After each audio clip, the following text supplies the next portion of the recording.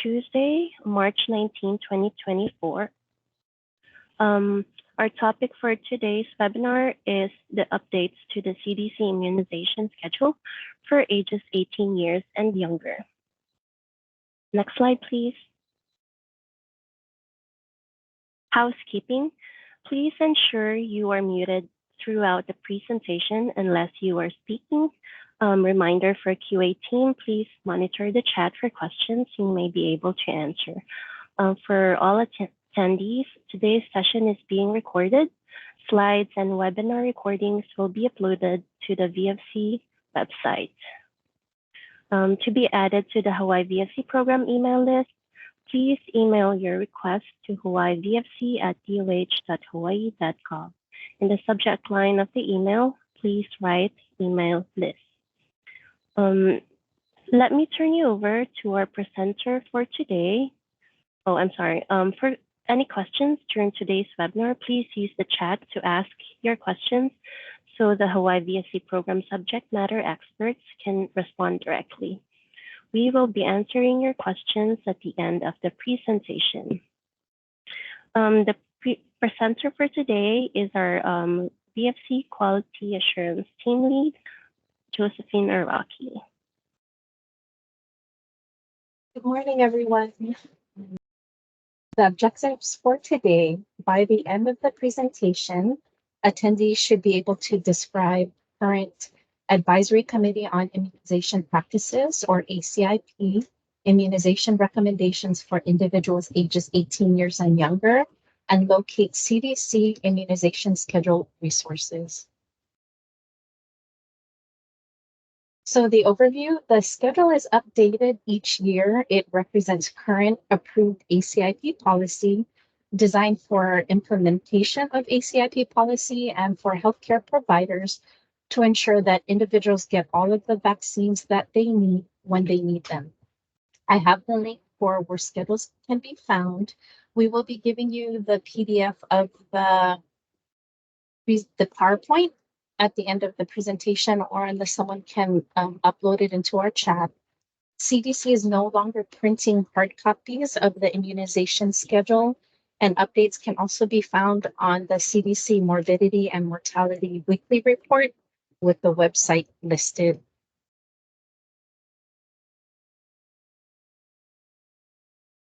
Now, how to use the schedule.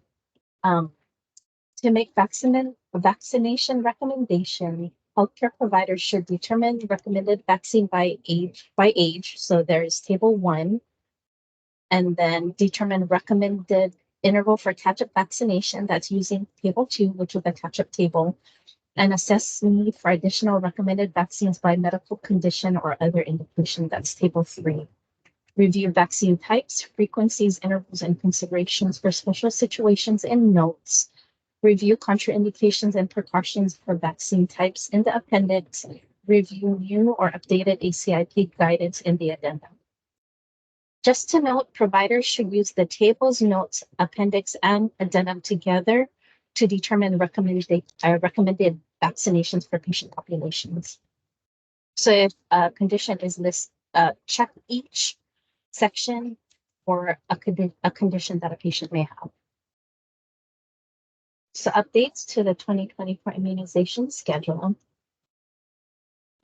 On the first page, they did list, the CDC has listed how to use the child and adult immunization schedule, as I had mentioned earlier, discussed earlier. Step 6 was added, which is to review new or updated ACIP guidance in the addendum. Also, the title has been updated to vaccines and other immunizing agents in the child and adolescent immunization schedule due to the addition of the monoclonal antibody nirsevimab, which provides passive immunization.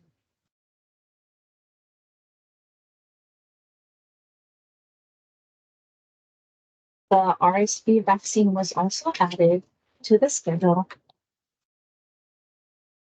and they added the penovalent meningococcal vaccine, which is the MenABCWI, and RSV vaccine.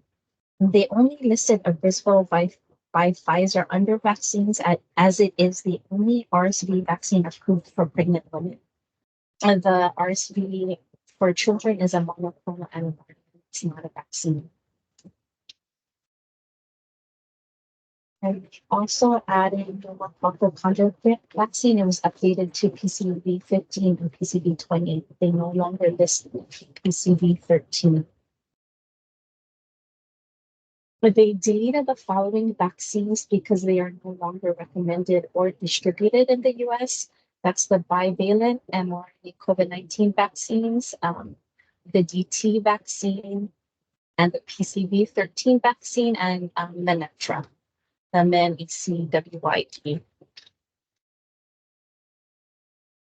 So we're going to go over table 1, child immunization schedule by age. For this section, so table 1, monoclonal antibody nirsevimab was added. The yellow box shows recommendation for 0 to 7 months. It is 1 dose depending on maternal RSV vaccination status, and they have more information under the notes. And 8 months to 19 months is the purple bar for this age group. It is also one dose, and we'll see more information.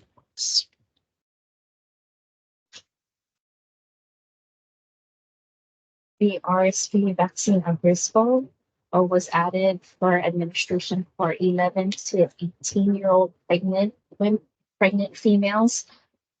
It is administered during pregnancy from 32 weeks and 0 days to 36 weeks and 6 days. Please note that Hawaii's season for RSV is year-round. So that is our season when it mentions seasonal administration during pregnancy.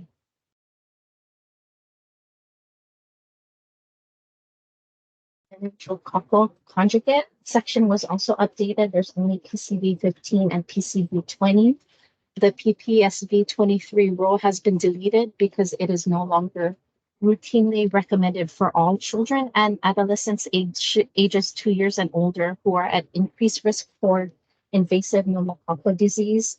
However, it is still recommended in certain circumstances, which is covered in the note section.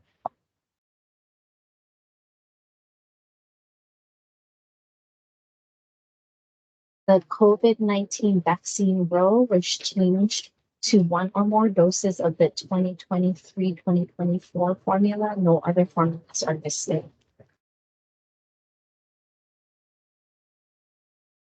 They added a row for Mpox vaccine for age 18 years and older, the purple bar. And I do want to note that it has been approved by ACIP for the Vaccines for Children for VFC program. They approved it in September of last year. We currently don't have any availability. I believe that the CDC is working on their contracts with the manufacturers, and once it becomes available, we will give us.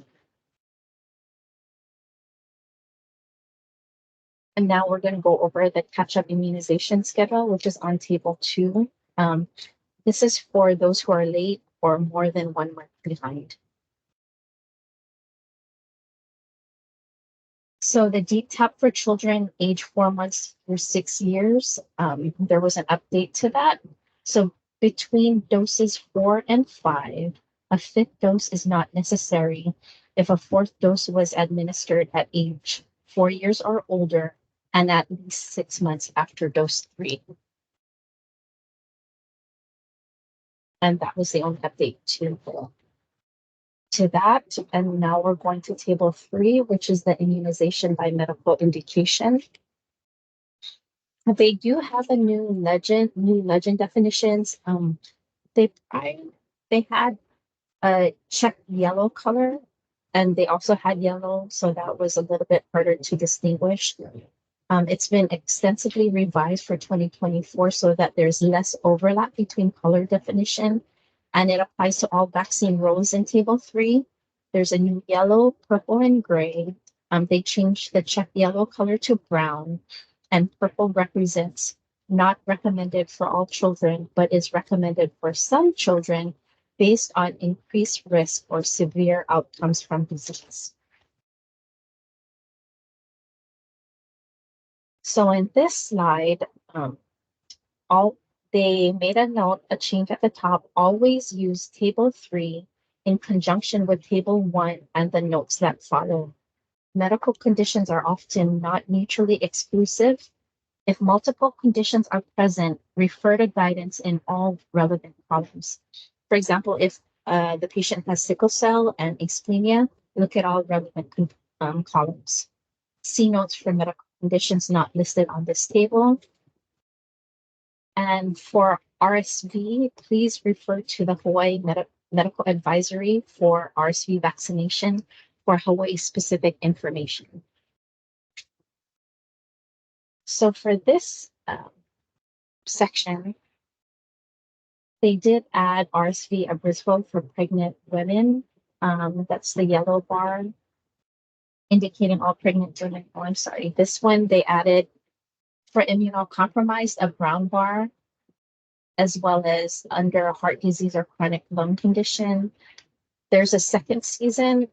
Their indication is they should be vaccinated during the second season. But I would say that for Hawaii, we have a special situation since our season is year round. Please refer to the Hawaii Medical Advisory for Hawaii specific RSV information. And there's the link to the PDF for the guidance.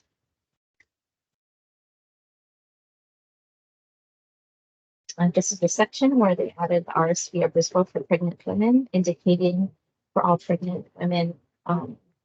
It is based seasonal, but like I said, our season is year round, so please refer to the Hawaii Medical Advisory for Hawaii specific RSV information. They did add a section for Mpox. Mpox, all medical conditions have purple bar because all persons ages 18 years and older with this medical condition can also have one or more of the sexual risk factors indicated for the Mpox vaccination. So if they have any of the risk factors, they should receive an Mpox vaccination. That covers that. We're moving on to the notes section. So here, the CDC has made an adjustment in the bullet for the National Vaccine Injury Compensation Program, VICP. RSV and Mpox were added to the list of vaccines not included in the VICP. Mpox and COVID-19 vaccines are covered by the Countermeasures Injury Compensation Program, or CICP. For more information, you can go to the websites listed. In the COVID-19 vaccination section, routine guidance describe COVID-19 vaccination for children who are not moderately or severely immunocompromised. And the special situation section describes COVID-19 vaccinations for those who are moderately or severely immunocompromised. In both sections, guidelines are outlined by age group and previous COVID-19 vaccination history.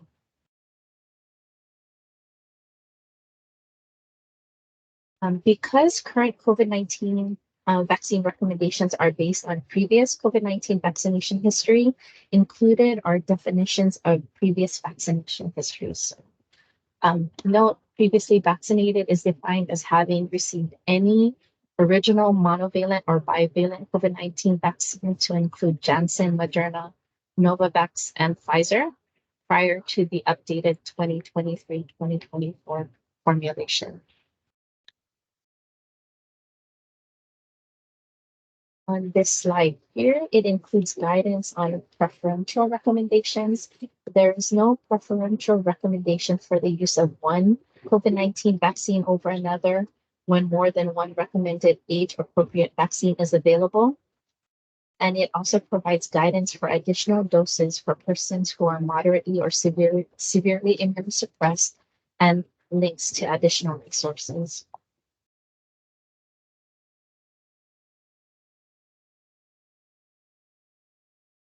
This slide here, no additional doses recommended. This is for actually HPV. We had previously talked about COVID-19. So for HPV, no additional doses recommended when any HPV vaccine series of any valency has been completed using recommended dosing intervals.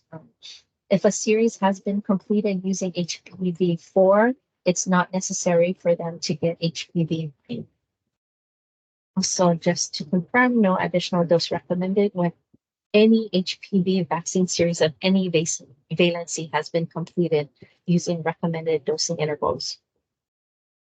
And they deleted the bullet on the interrupted HPV schedule. Now we're moving on to the influenza vaccine. They did add information for vaccinating persons with a history of egg allergy. Persons with an egg allergy can receive any influenza vaccine, either egg-based or non-egg-based, appropriate for age and health status. Now we're moving on to the MMRV vaccine. They just want to note they moved information on minimal doses between MMRV to clarify, and this also applies to special situation. So the minimum interval between MMRV doses is 3 months, and it applies for routine, catch-up, or international travel.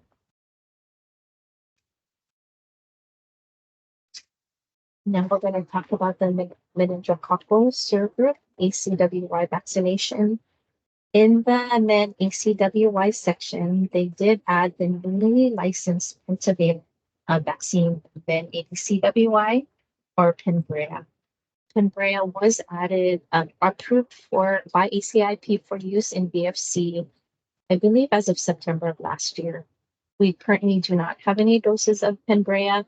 I believe the CDC is working also on a contract with manufacturers. Once it does become available, we will send out probably an email blast to alert you.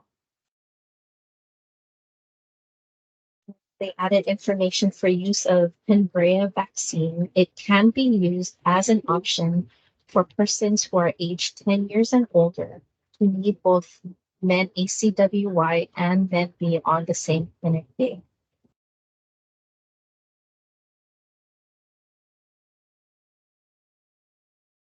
And they did add a link to more information on shared clinical decision-making for the Men B vaccination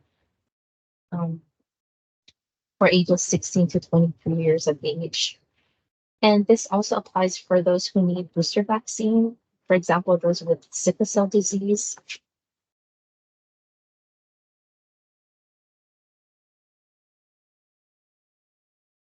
Okay. On this section here, they added information for use of the Pembrea in children ages 10 years and older. It's option for those who require, again, both Men ACWY and Men B on the same clinic day, and also applies to those who need booster doses of meningococcal vaccine, such as those with sickle cell disease, as I had mentioned earlier. Minimal interval between pentavalent doses is 6 months.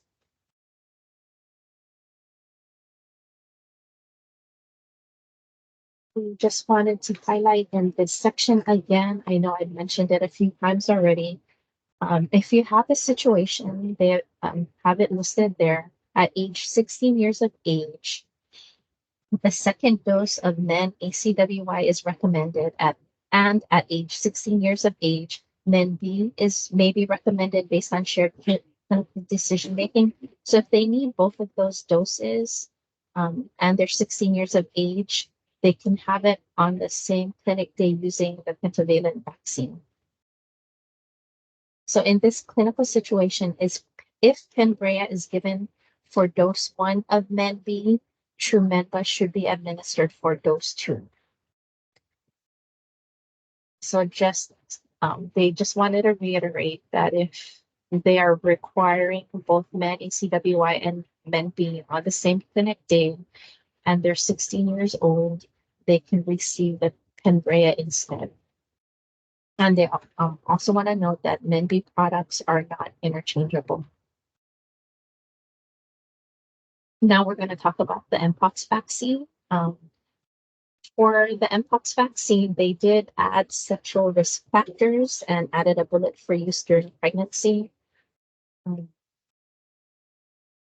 For age 18 years old and older and at risk for Mpox infection, they're a 2-dose series, 28 days apart. And they did include, as I mentioned, the risk factors.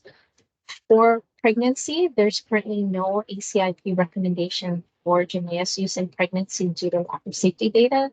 So they can receive pregnant persons with any of the listed risk factors may receive the JYNNEOS.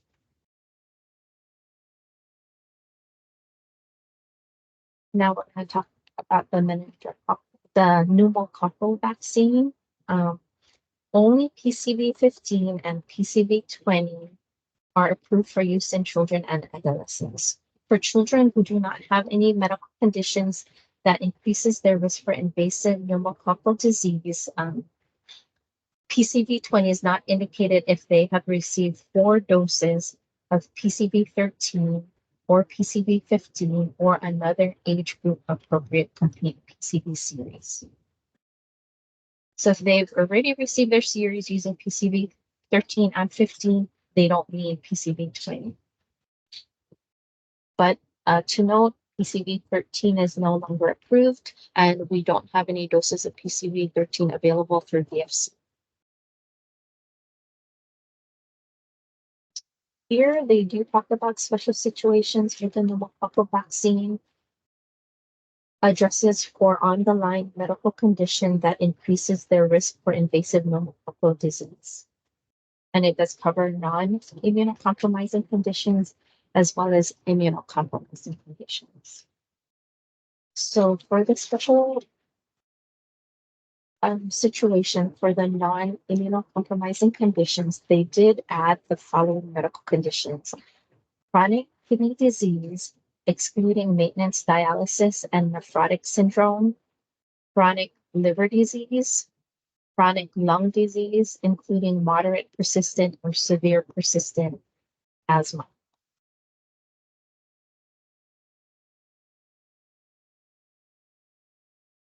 Let me just go back to that. To note for the immunocompromising conditions, children and adolescents on maintenance dialysis or with immunocompromising conditions such as nephrotic syndrome, congenital or acquired ischemia, or splenic dysfunction, congenital or acquired immunodeficiencies, diseases and conditions treated with immunosuppressive drugs or radiation therapy, including malignant neoplasms, leukemias, lymphomas, Hodgkin disease, and solid organ transplant, HIV infection, or sickle cell disease, or other hemoglobinopathies. Those would also be the special situation with immunocompromising conditions. Those would be the listed immunocompromising conditions.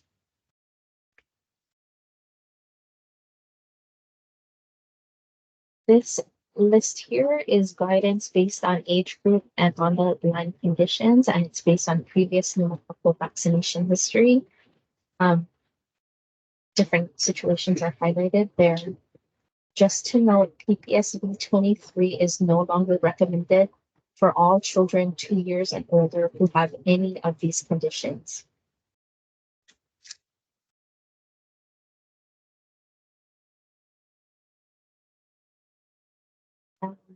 To the polio vaccine, the polio catch-up vaccination has been updated with a new recommendation for persons who are age 18 years.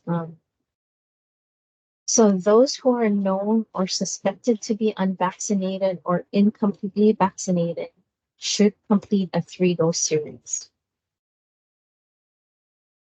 I did want to note that most persons age 18 years or older, born and raised in the United States, we can assume they were vaccinated against polio as children, unless there are specific reasons to believe that they were not.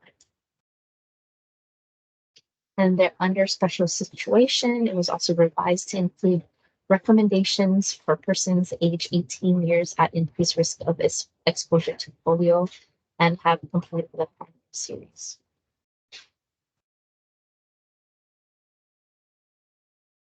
And now we're going to move to RSV. They did include, I'm not going to discuss this as much in detail because I do ask that for this, you refer to the Hawaii Medical Advisory for RSV vaccinations. I will have the link, as I mentioned before, to the PDF at the end. But they did have some changes. It is seasonal for most of the, they do have seasons for most of the US. So they have it broken down by October through March and April through September. But as I mentioned before, for Hawaii, we are year round.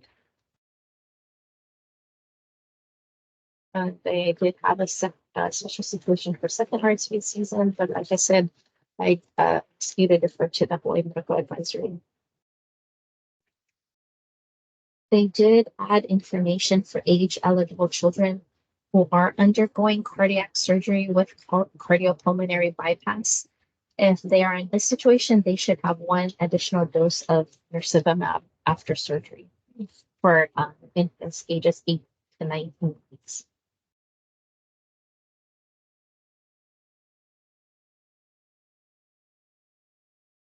Again, please defer to the Hawaii Medical Advisory for RSV vaccinations this year. They did add a link to nirsevimab frequently asked questions webpage.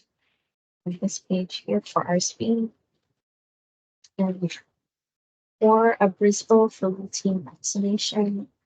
Abrysvo is the only vaccine approved for use during pregnancy. Should be administered again at 32 weeks and 0 days through 36 weeks and 6 days. I do want to mention that it has been approved by ACIP for VFC. So if you have any patient that is pregnant and meet these qualifications, they can receive the Abrysvo vaccine if they are pregnant and between 32 weeks and 0 days through 36 weeks and 6 days. This just talks about jurisdiction, so please refer to the Hawaii Medical Advisory. There is no ACIP recommendation for RSV vaccination in subsequent pregnancies. So there is an option. There can either be maternal RSV vaccination or infant immunization with the RSV monoclonal antibody. So in appendix, this covers contraindications and precautions for all products in the schedule. They did just have some information on COVID-19 vaccines, contraindication and precautions. And then they did add information on the meningococcal vaccines, as well as Mpox and the RSV vaccines. The addendum would normally cover any new ACIP recommendations. And there were none, so they don't have any. They haven't had any since the last update to this schedule, which was November of last year. Now we're going to cover vaccination resources for healthcare providers. Vaccine catch-up guidance. The CDC has developed catch-up guidance, job aids to assist healthcare providers. I do have the link listed here. They do have catch-up guidance on the pneumococcal, the PCV vaccine, the Hib vaccines, the DTaP vaccines, inactivated polio vaccine, Tdap vaccines. I will leave that here. And there is a job aids for the immunization schedule. As I mentioned, they do have the catch-up guidance for the pneumococcal vaccine for 4 months through 4 years of age. It's just a very helpful job aid, making it easier to see when a dose should be given. They also have a job aid for the MMRV vaccine for shared clinical decision-making recommendations. There's also a mobile app for the pneumococcal vaccination. You can download the app. There is a link to the app, and it would advise you on pneumococcal vaccines for your patients. So RSV vaccination resources for healthcare providers. Here is the link to the Hawaii Medical Advisory for Hawaii-specific RSV information, as also CDC information on RSV prevention and RSV vaccination for pregnant people. They do also have frequently asked questions about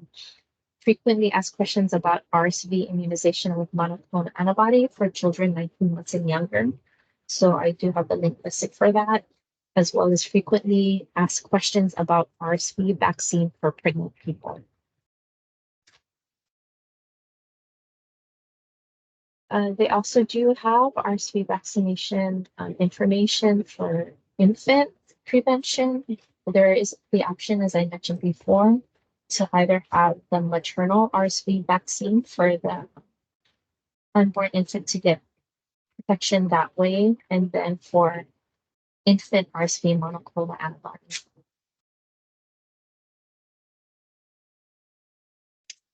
And only administer nirsevimab to young children. You want to make sure that it's administered to infants younger than 8 months or certain children 8 to 19 months.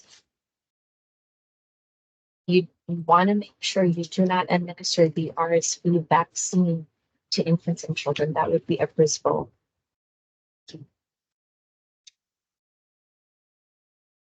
Only administer the Brisbane vaccine to pregnant people. They also provide strategies to help prevent errors in both situations. I do want to note that the Brisbane vaccine can be offered to those that are 60 years and older, but it should not be administered to children. Materials you can share with your patients. We do have parent-friendly schedules, as well as a vaccine assessment tool. The vaccine assessment tool will help parents understand what vaccines their children need, and it provides them 7 questions to answer to learn which vaccines their children need. That's it. That's the information for the updates to the CDC immunization schedule. There is a lot of information. I have listed on the PowerPoint where you can get information or the CDC immunization schedule. Here's our contact info for any VFC related questions. Please feel free to reach out to any member of our VFC QA team. We also have the information for the Hawaii Immunization Branch. The main telephone number is 586-8300. We do have an 800 number listed for neighbor islands. There's our fax number and our email address. I did want to note that we, if at all possible, we ask that you email any documents. And if you email, please list in the subject line your provider name, your PIN number, and what documents you are emailing over, or what the topic is of the subject of the email, so that we are able to categorize the emails that we receive. Any questions? I know that was a lot of info.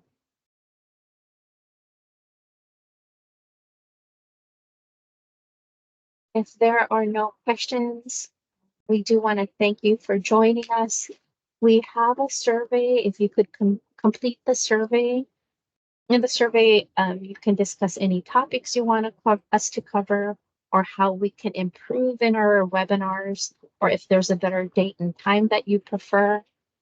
And generally, our webinars start at around 8:02. We do give a few minutes for people to attend, and it usually occurs at the most within about 30 minutes. And once it is over, the rest of the time is office hours that we are available to answer any of your questions.